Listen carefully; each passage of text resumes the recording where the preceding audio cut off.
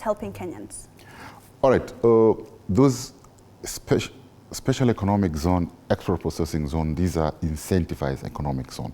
These are special area geographically designated as areas where it's like a different country.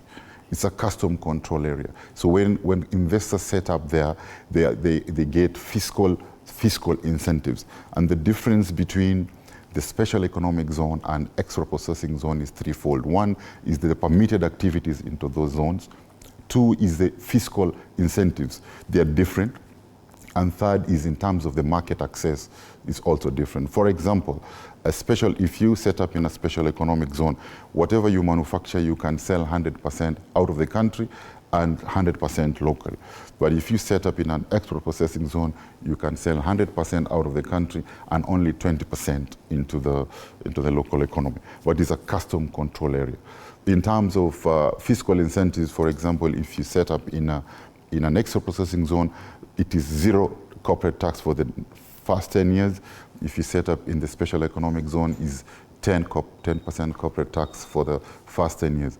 However, there's this new thing which has come up called county aggregation industrial park.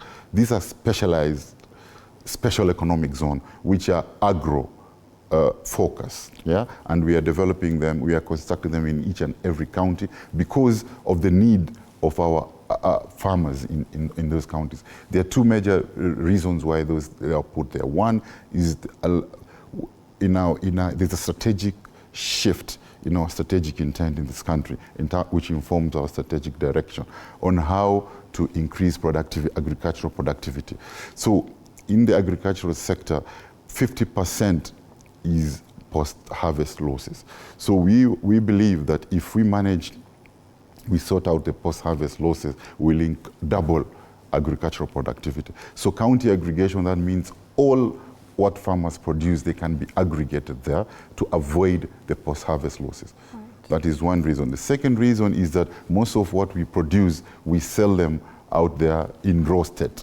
So the president has challenged us that our agricultural produce needs to be processed and value added. And that is why we are putting a county aggregation to aggregate the produce to avoid post-harvest losses, but at the same time, those produce need to be processed and value added before they are sold. And that's why it's called county aggregation and industrial park. Right. Recently, we had the Kenya International Investment Conference where a lot of, trade ministers from across the continent came. We had the Africa Continental Free Trade Area that was being discussed, very deeply. What is the progress so far? It's been hanging around since 2018. What's the progress so far? We are championing, Kenya is championing the same, but to fast track this operationalization, there's something called guided trade initiative, where eight countries have signed up to that. So trade is continuing. But we're championing it to operate so that all the African countries can be made one market.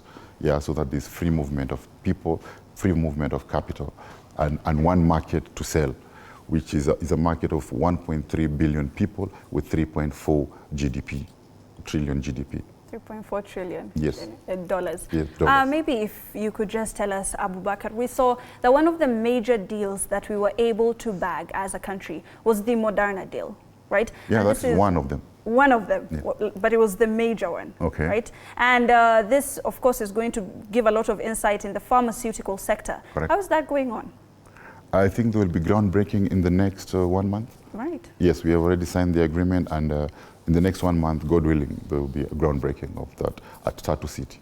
And for the Kenyan pharmaceutical sector, local producers, aspiring producers, what would you tell them? What should they be looking forward to? Pharmaceutical is a priority value chain we have 10 priority value chain in this country, and pharmaceutical is one of them. So what we are doing as my state department. My state department has five components. One is the business reforms and transformation unit. Then it has special economic zones authority, export processing zone authority, Kenya Investment Authority, and Kenya Development Corporation.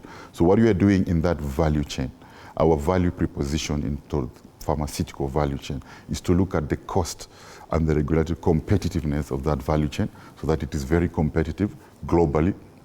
And two, through the Kenya Investment Authority, is to profile and package investment opportunities and make them bankable for the private investment to flow.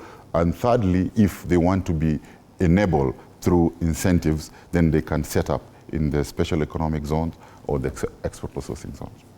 Abubakar, we're seeing a lot of emphasis put on, bringing in foreign investments and driving FDIs, foreign direct investments, and ensuring that investors see us as the gateway, into Africa and positioning ourselves as the best market to invest into. However, how about, local investments?